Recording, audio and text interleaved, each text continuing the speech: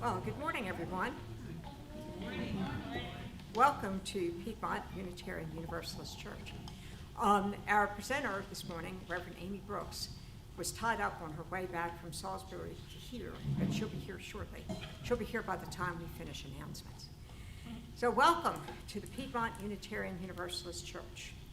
Piedmont UU sits on the traditional land of the Catawba, Kiawe, and Sugary peoples. My name is Ann Lakaitis, and I will be the worship assistant for Reverend Amy Brooks this morning. We are a flourishing, vibrant, and radically welcoming congregation which promotes diversity, inclusion, and social justice. We provide a safe haven for creative intellectual growth, spiritual development, and a deep sense of community for all who join us. We hope our liberal religious values will challenge you to join us as a community that lives boldly and acts justly. To all our members, visitors, and members, we're very glad you are here in person or with us online, and we hope to see you again. Your presence is a gift to us. I have several announcements. Our church covered dish picnic is a week from Saturday at Frank Liss Park. Please check the newsletter and weekly announcements for more details. Please join the Rainbow Group on Wednesday the 17th on Zoom as we host a guest speaker from the Gender Education Network. Learn more about this organization, about current anti-trans legislation, and how you can help advocate for trans people. See your order of service for more information. For other important information about our vibrant community, please see your order of service, or if you are on our email list, please check our monthly newsletter or weekly announcements. Now, Linda Smith is going to come to speak with you about an important, vital political issue.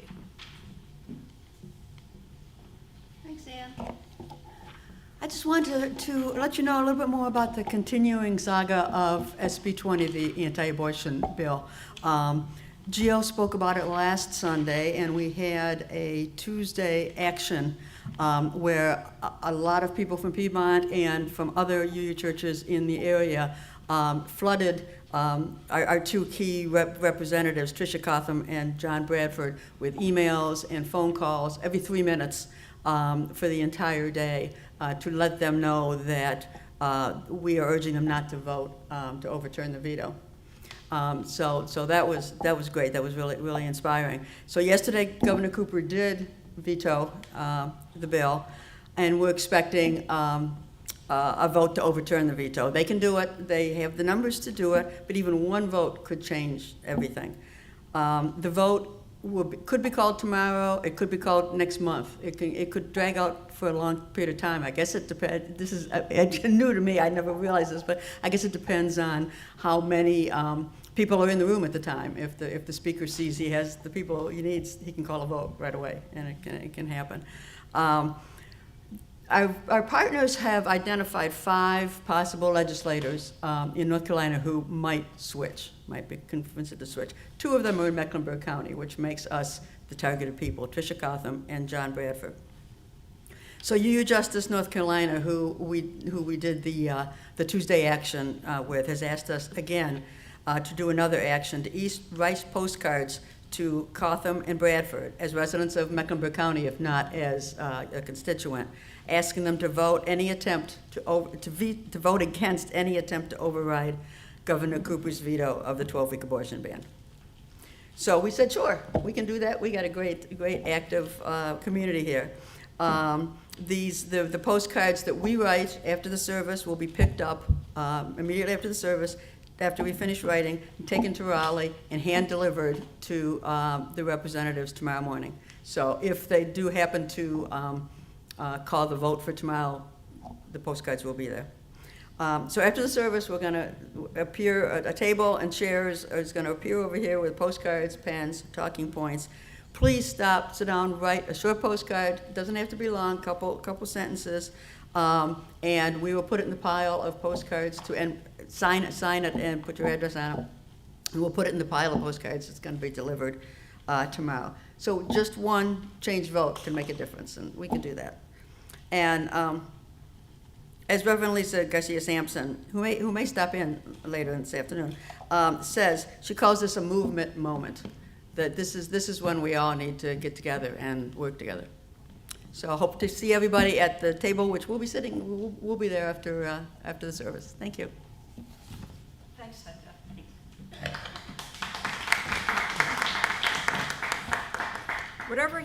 Whatever brought you to this place at this hour, we welcome you.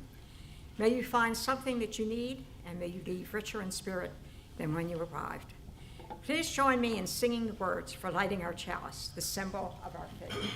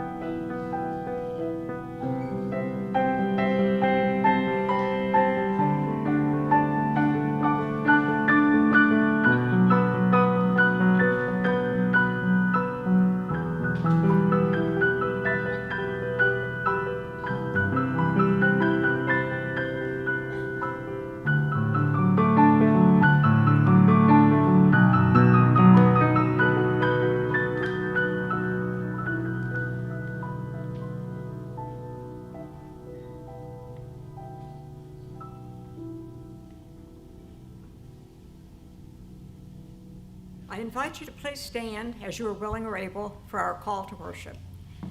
Let us join together with the words found in your order of service. May we be reminded here of our highest aspirations and inspired to bring our gifts of love and service to the altar of humanity. May we note once again that we are not isolated beings, but connected in mystery and miracle to the universe, to this community, and to each other. If you're willing and able, remain standing for our opening hymn, number 100 in the gray hymnal, I've Got Peace Like a River.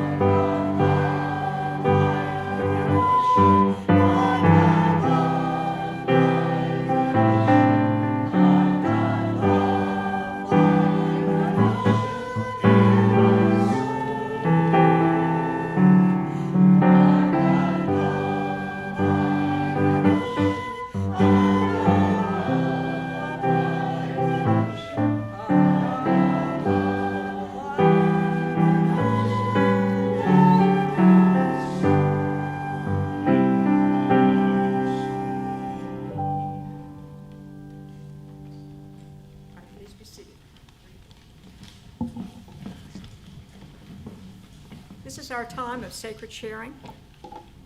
I'm continuing the service while we wait for Amy to make her way through the accident. Okay. This is our time of sacred sharing, a time for sharing our joys and sorrows, our concerns and milestones. First, this week, we light a candle for everyone impacted by the epidemic of gun violence and the movement to eradicate it. We light a candle for the ongoing struggle for civil rights in Iran. We light a candle for all areas of violence around the globe, especially Sudan and the war in Ukraine. We light a candle for International Day Against Homophobia, Transphobia, Biphobia on May the 17th. At this time, you are welcome to come up and fill out a prayer card, drop a stone into our shared water, or light your own candle of joy or concern. So please come forth.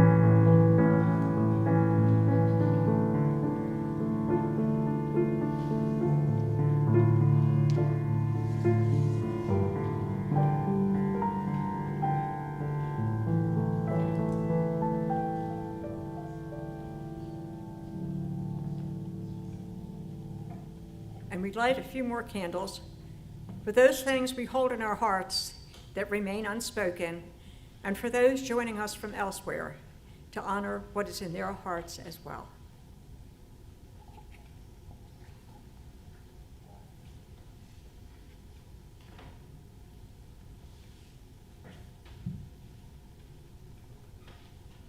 I invite you now into a time of quiet rest, meditation, or prayer as we follow the sound of the singing bowl into the silence. After a moment of silence, we will have a musical meditation.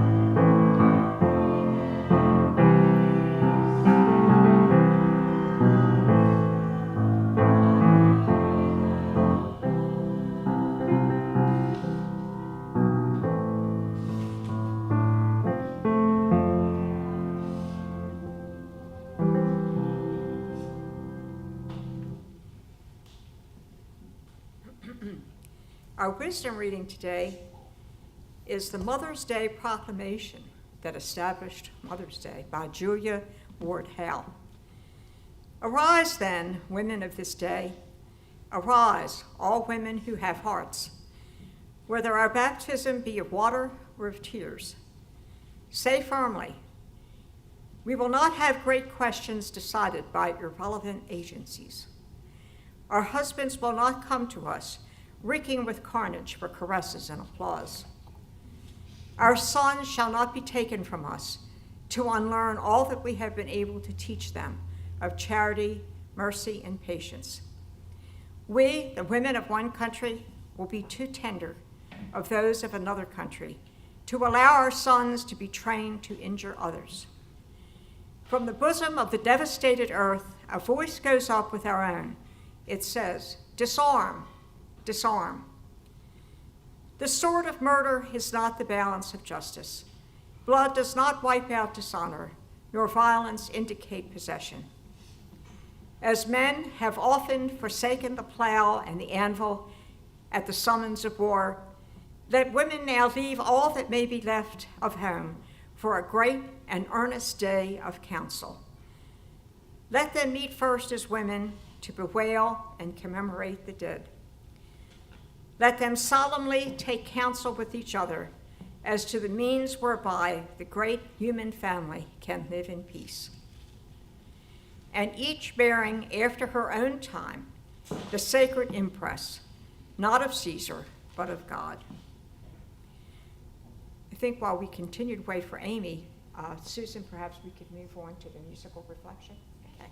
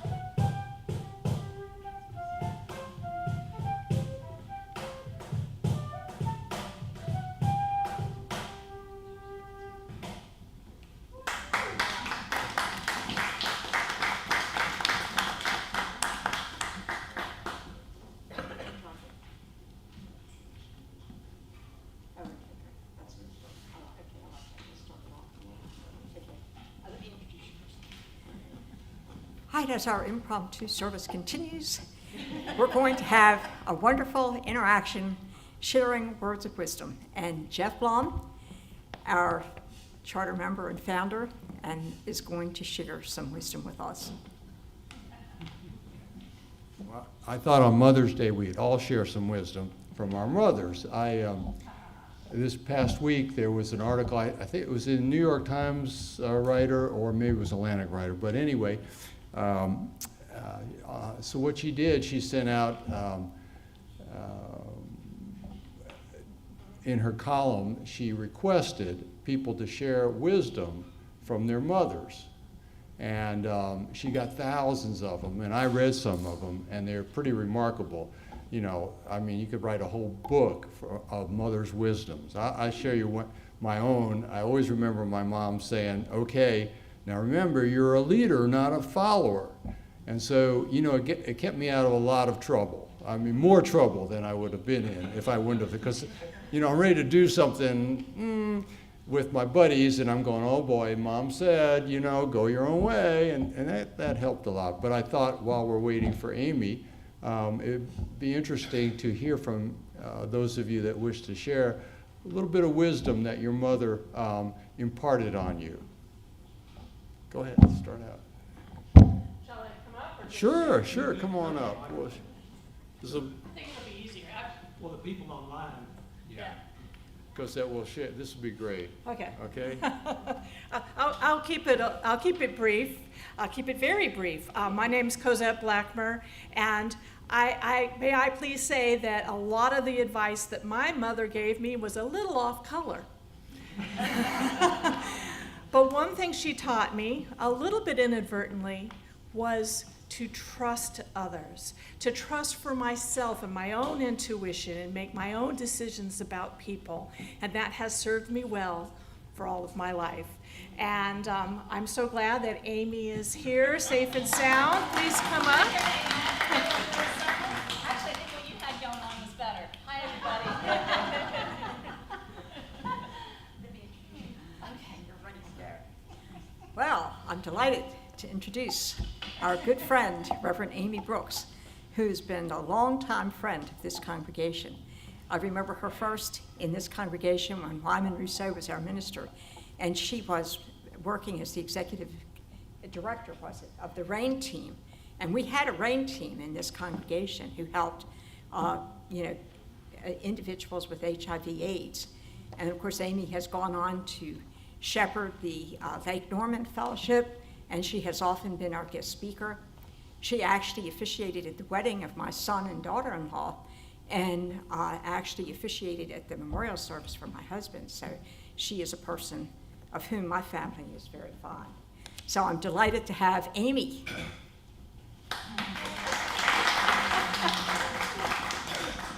I'll have to try this more often if I'm going to get applause when I walk in a room, right? So one of the hazards of a working mom on Mother's Day, always map out an alternate route in Charlotte to get where you need to go, because who knows what's going to happen with the traffic. Thank you so much, friends, for being gracious, arriving only a half hour late. So it's Mother's Day today. And this is a holiday that's actually full of many different feelings. Some of them are beautiful, sometimes they're difficult, and sometimes we feel things in between. Whatever feelings you have today, we hold you tenderly in our hearts. So how do we celebrate Mother's Day? Cards, flowers, breakfasts in bed, pampering, hugs. Sometimes the surface glitter is not a complete reaction of how people feel about this holiday. And it's certainly not an accurate picture of the origins of this holiday.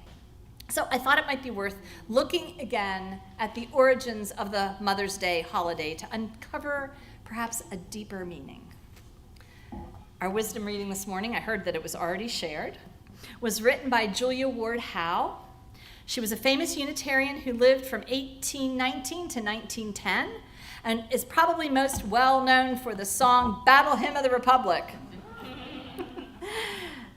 She was also an author, an abolitionist, and a leading figure in the women's suffrage movement. Howe's marriage was not a happy one. She had struggles with her husband who wanted her to stay home and take care of him and their children. During the Civil War, though, she served with the Sanitation Commission, and her proclamation for Mother's Day was written in 1870, and it was her response not only to the Civil War, but also the Franco-Prussian War, and it combines her pacifism with her understanding of the role of women and mothers. So we heard part of the reading this morning. It ends with these words: "In the name of womanhood and of humanity, I earnestly ask that a general Congress of Women, without limit of nationality, may be appointed and held at some place deemed most convenient, and at the earliest period consistent with its objects, to promote the alliance of different nationalities, the amicable settlement of international questions, the great and general interests of peace." I bet you haven't seen those sentiments on a Mother's Day card lately, have you? Beginning in 1872, Howe lobbied for this day or Congress of Women to be established, but despite years of effort, she was unsuccessful. The establishment of a Mother's Day did not come until much later, and it was due in large part to the work of another woman, Anna Jarvis, in honor of her mother, Anne Reeves Jarvis. Have you all heard of her before? Oh, good, this is something new, I love it. Anne Reeves Jarvis was a homemaker, but also a social activist in rural Virginia. In 1858, she launched Mother's Day work clubs to support mothers and combat the sanitation issues that often led to the early deaths of children and illnesses in the family. Jarvis herself had between 11 and 13 pregnancies, and only 4 of her children survived to adulthood.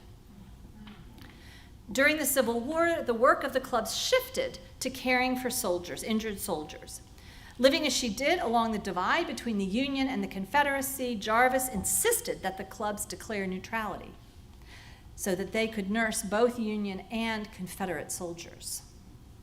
After the war, she planned a Mother's Friendship Day to aid with the reconciliation and healing for the veterans and their families in her community who had literally fought on both sides of the war. Imagine that reconciliation. Despite threats of actual violence, the event was successful, and it closed with the singing of Auld Lang Syne, which brought many to tears. After her death, her daughter Anna held commemorative Mother's Day services in honor of her mother in both 1907 and 1908, the second one bringing together 15,000 people in Philadelphia. The idea grew nationally and internationally, and in 1914, President Woodrow Wilson declared the second Sunday in May Mother's Day. 2 women living miles apart in very different circumstances were shaped by motherhood, Civil War, personal suffering, and deep convictions to speak and act publicly for the greater good. They each in their own way created what I call communities of resistance. Resistance against the roles of their time, resistance against the injuries and harms they saw in their community and nation, resistance against their own suffering. And as I thought about what they faced, I was struck by some similarities between their times and ours. For have we too not experienced rising tensions and controversy about race in our country? Think of the Black Lives Matter movement. We are in midst of yet another international war between Ukraine and Russia. We also have some public health crises, not only with COVID, but also with gun violence, the latter having an especially egregious impact on the health and the well-being of our children. And of course, now, after all this time, we're having an attack on women's reproductive health care. In so many of these situations, we see women rising up to resist. These similarities got me wondering, is there a particular role for women and mothers in helping us find the common ground that we need to resist and resolve the challenges we face. Clearly, women during the 19th century had specific gendered limitations. Yet I wonder if there were other ways in which that community and that clearly defined role gave them some power as well. Now, more than a century later, when we have so many more rights and opportunities, have these changes made us stronger? Are we better off? Yes, and maybe no. Despite all of these changes, women still do not have equal power to men. We can see this in the fact that women make, 79 cents to $1? We also know that women are not represented clearly in many professions. So we don't have equal power to men often. And we're not even equal across our demographics, because white women do fare better often than Latinx women or black women. And of course, again, the recent attack on women's reproductive health care shows us just how fragile these changes actually are. So instead of only asking, because it is Mother's Day, what's the role of women in all of this, I would like to ask a larger question. What could each of us be doing to guard and preserve women's rights, which are really human rights? How can we create a society that protects and nurtures our children, offers freedom and equity to all, and sets the bar of conduct? Because usually manners are left to the gentler sex, right? Sets the bar of conduct in a way that makes it clear that care for one another, especially children and the elderly and the sick, respect for one another, and peace are the common ground we must cultivate in order to survive and thrive. So I wanted to read another reading. Here we go. It's in our hymnal. It's a lovely one, another lovely one. It's by Judy Chicago, and if you don't know it, I bet you will still recognize it. And of course, I also need my glasses. It's called And Then, or it's called online, The Merger Poem. And then, all that has divided us will merge, and then compassion will be wedded to power, and then softness will come to a world that is harsh and unkind, and then both men and women will be gentle, and then both women and men will be strong, and then no person will be subject to another's will, and then all will be rich and free and varied, and then the greed of some will give way to the needs of many, and then all will share equally in the earth's abundance, and then all will care for the sick and the weak and the old, and then all will nourish the young. All will nourish the young. And then we will cherish all life's creatures, and then we will live in harmony with each other and with the earth. And then everywhere will be called Eden once again.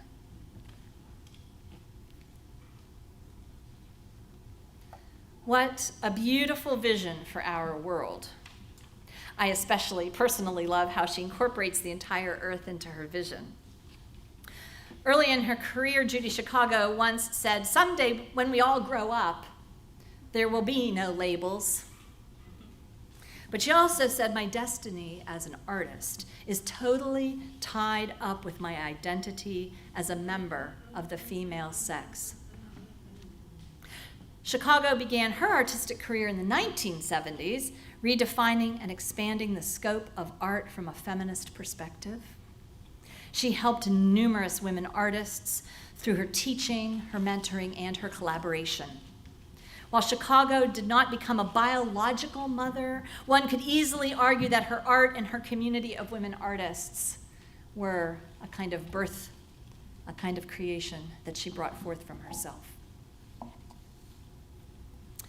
What these women, Howe, Jarvis, Chicago, and of course so many others that we don't have time to name, hold in common was a fierce determination to not allow outdated rules, norms, or even unjust laws determine what it meant to be a woman or a human being.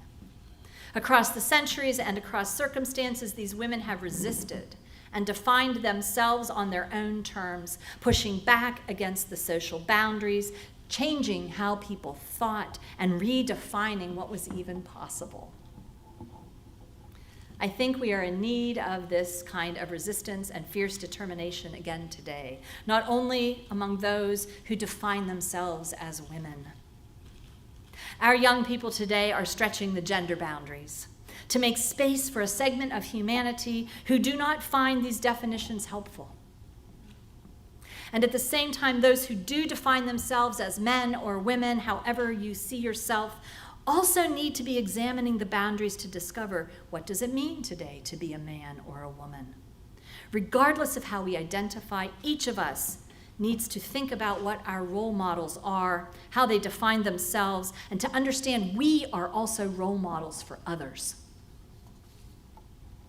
If we return for a moment to Howe's proclamation, she not only comments on women, but she also remarks on the role that men have played, particularly on the stage of war and violence. Of course, we know that women can also participate in violence. However, in a world where men still predominate in war, law, business, and finance, we must continue to examine and challenge the gender divide and its impacts on people and society. Looking back at the story about Mother's Day helps us realize that we must expand the traditional female roles of caregiver, teacher, peacemaker, to include all of us. While roles can be helpful and grounding, and sometimes even necessary, they also need to be flexible and permeable.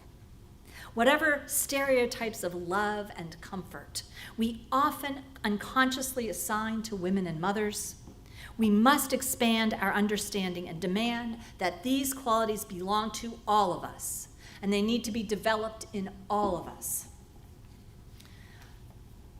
Not doing so, not expanding these roles, can create problems. And here is an example. I found an article by Aaliyah Wong, 2019, in The Atlantic, entitled, "The U.S. Teaching Population is Getting Bigger and More Female." She starts out talking about how teaching was once a profession that was dominated by men.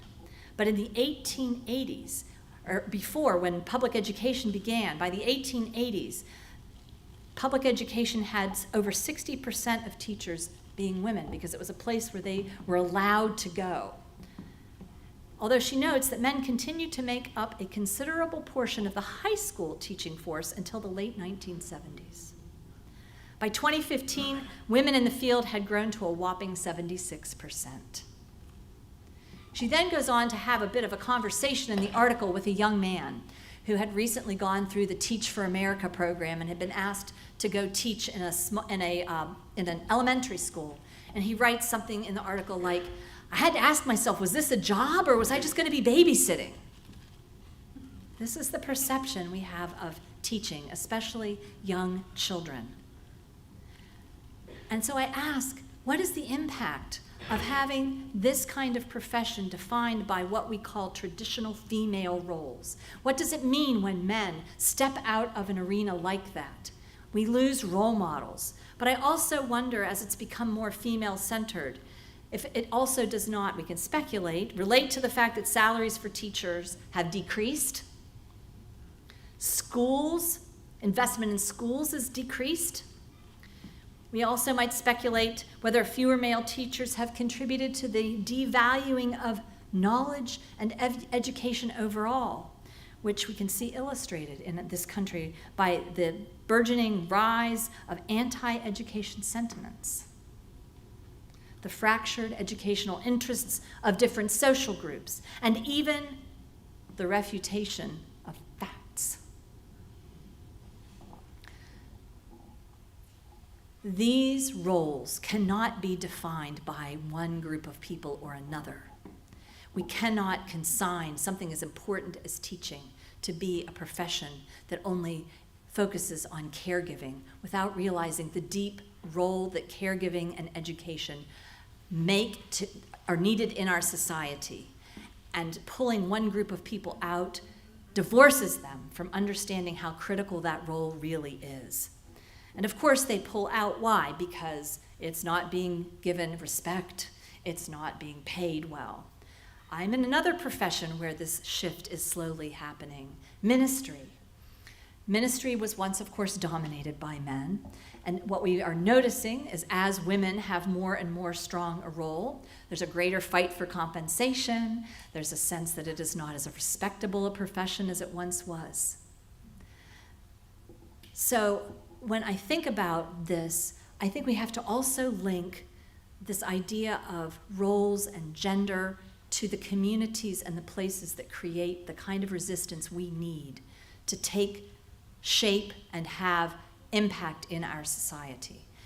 And as a minister, that's what I see the work of a congregation to be all about. I see congregations can be places of peaceful resistance, of activism. And I note that we do have a fair number of men here today, so yay. But you also know that often it is women that carry and run a congregation. That has been a long history of how we see congregations. So as I have spent 30 years being a pastor and working in this sphere of caring for people, shepherding people, I feel like one of the things that I have learned has been how important it is to ground ourselves spiritually in this kind of active resistance. We come here because we want a place where we can not just be comfortable and be with folks like us, but we also come here because we want it to reflect the world we hope to see. At least I believe that's true in Unitarian Universalist congregations. So I was in an interesting conversation with a dear colleague, I think many of you know her, Lisa Garcia Sampson, and we were talking about how much there is of this movement activism going on. And I'm so delighted about this movement activism and to be a part of it. I work primarily in the climate work, but we are seeing so much intersectional work where we're talking about many of the issues that I touched on earlier, including race, education, women's health care, and so forth. These things need our active attention. And in order to do this work well and not get burnt out, we have to be grounded. As we were talking, she talked about how there's not just the movement happening, but also movement chaplaincy. Those are the people who work with those who are doing the actual resistance to provide spiritual support for them. We cannot do this work without being spiritually nourished. And so there's a whole new realm of chaplaincy being birthed called movement chaplaincy, people who provide spiritual support to people who are doing that active resistance. And I just love that because it reminds me of my own experience that I had many years ago in hospital chaplaincy. When you go into hospital chaplaincy, they're training you to work in an area where people are in crisis, right? And my gosh, folks, is not our entire society in crisis? Yeah. So what we learn about is being what we call a non-anxious listening presence. To be able to go into a space and hold it. It doesn't mean we're not anxious, but it means we learn and train how to hold the space in the midst of anxious moments. And I think we need to be equipping ourselves to hold the space in a way that is calming and supportive, which means that we have to actively resist the insanity that's happening all around us. And we have to stay grounded in that calm, in that peace. So how do we do that? How do we do that? Well, you can train to be a hospital chaplain, but not everybody has that kind of time. So we'll take that one off the table. What I found when I was thinking about this was another article entitled Radical Peace, the Change That Changes Everything. And I thought, that really fits with this whole idea of peace that Howe was talking about all those years ago. So I'm going to read you a little part of the article because I think it's just so powerful. He writes, the evidence from neuroscience suggests that the one change that changes everything for a human being is the mindful shift from a conditioned state of stress and anxiety to a dynamic state of inner peace. He says, peace is a natural state that arises all by itself when we meet its conditions, which first and foremost is letting go of fearful thinking. How much of that do we see running around? Think about it. People are afraid of everything. We're banning books, right? We're afraid of the word books. We're changing curricula so we don't talk about things like, what is it, the racial equity word? Yes, thank you, critical race theory. Thank you for your help. I knew there was a word I was missing. Fear about, think of another way that we're seeing fear happen. We're worried about population growth, and we're making women have babies. You know, they're paying people in China to have babies now. After all those years of one-child-only policy, they've run out of women, and so they're paying women to have more kids. What are other ways that we see fear happening in our world? Fox News, yes, the media. Oh my gosh, thank you. So we see this happening over and over again. And it says, despite all of the evidence, our cultural institutions continue to promote fear, from schools to religion to politics to business to media. So he closes with these words, make no mistake, our very cells take their signals from our state of mind. And peace is the crown jewel of a positive mindset that can change our biology, alter the way our genes express, and expand higher brain function to enable us to transform possibilities into probabilities. This is scientific evidence of what perhaps the Himalayan monks have known for millennia. Finding your center, finding your spiritual center, being grounded in that, becoming unmovable, unshakable, and to express that in the world can transform it.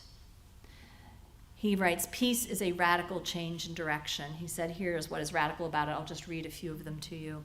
In a high-stress culture, it's radical to discover the fearful, stress-provoking thoughts we are believing are often not even true, but largely mind-made illusions that vanish like smoke when we stop believing them. It's radical to flow through a challenging task and succeed by virtue of presence, enthusiastic engagement, and creativity that inner peace sustains. It's radical to experience the joy and serenity that arises all by itself when we are not afraid of anything. It's radical to engage a storm of adversity with calm, creativity, and optimism when others are losing theirs. For these fearful times, for this storm of insanity that we see going all around us, we need people who can ground in that place of serenity and peace, and we need communities to help us do that in a good way. So coming here is so important. I hope when you come here, you see this as an opportunity to reground yourself in that center of peace so that you can take it out into the world. Finding ways to actively and peacefully resist is something that we can do and must do by grounding in our community, grounding in our practices, and grounding in our identity. What the women of our Mother's Day story started can and must be continued today. No matter what that identity, find it, ground it. Understand that it is not confined to something like gender. And take the blessings and the message of these long ago women out into the world because you are so needed. Happy Mother's Day. Amen and blessed be.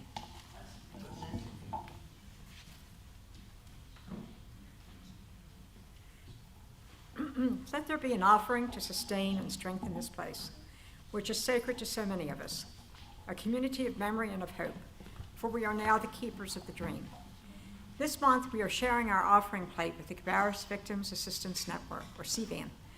In 1982, CVAN was created as the place and the voice for battered women and their children in Cabarrus County. CVAN's mission is to provide safety, shelter, and support for battered women and their children and to actively work to end domestic violence in our community. We ask that you place your gift in the baskets as they make their way around the room, or that you may wait and drop it into one of the baskets as you exit our space. And you are always welcome to give online at puc.org or by texting PUC at the number 73256. Today's offering will now be received.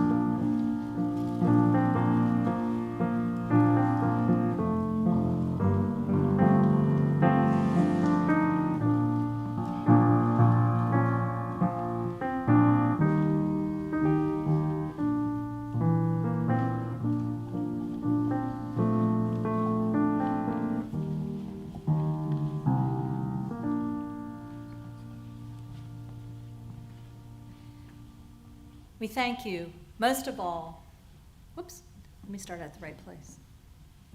As always, we thank you for the gifts contained within these baskets and for all the gifts that you offer this beloved community. We thank you most of all for your gift of presence, whether in person or joining us virtually. Now let us stand as you are willing or able for our closing hymn, number 163 in the gray hymnal, For the Earth Forever Turning.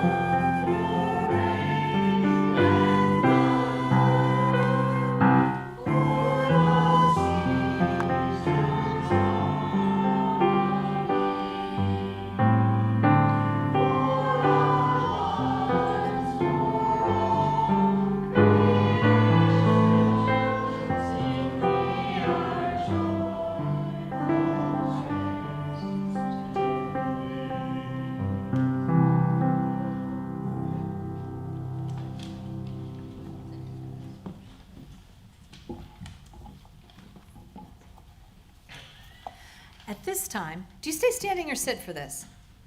Please be, oh, stay standing. Okay, stay standing. At this time, oh wait, no, I'm on the wrong part of this. Isn't this where you say your blessings and gratitudes? Yes, I think I'm off script, sorry. I'm going back. Don't you want to have another service? The part I missed? Before we extinguish our chalice, I want to offer thanks to the volunteers who have helped make our worship service possible. We also ask before you leave today to place your hymnals back on the cart near the piano. So let us take a moment to give thanks either in our hearts or with words for the things in life for which we are grateful today. Does anyone have a gratitude they'd like to share? Reverend Amy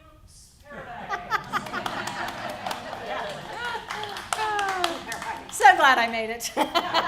I'm pretty grateful to be here too. Yay, Anne, improvisation. I'm thankful for mothers who adopt and for mothers who foster. I'm grateful for my great niece who has come here to celebrate Mother's Day with me. Yay, that's beautiful, wonderful. Any others? For our pianist. Yes, wonderful. Grateful for music, yes. For all the mothers in the room and for those who are not in the room that we cherish, I cherish my mom, my mom Tess, and all my sisters who are mothers. Mary Pat, Eileen, Martha, and I cherish the memory of Linda Ford. It's a great mother. Yes. For all the mothers in our family who have been nurses.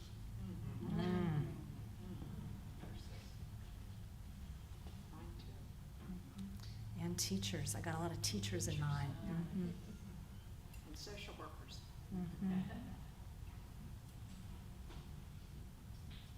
Wonderful.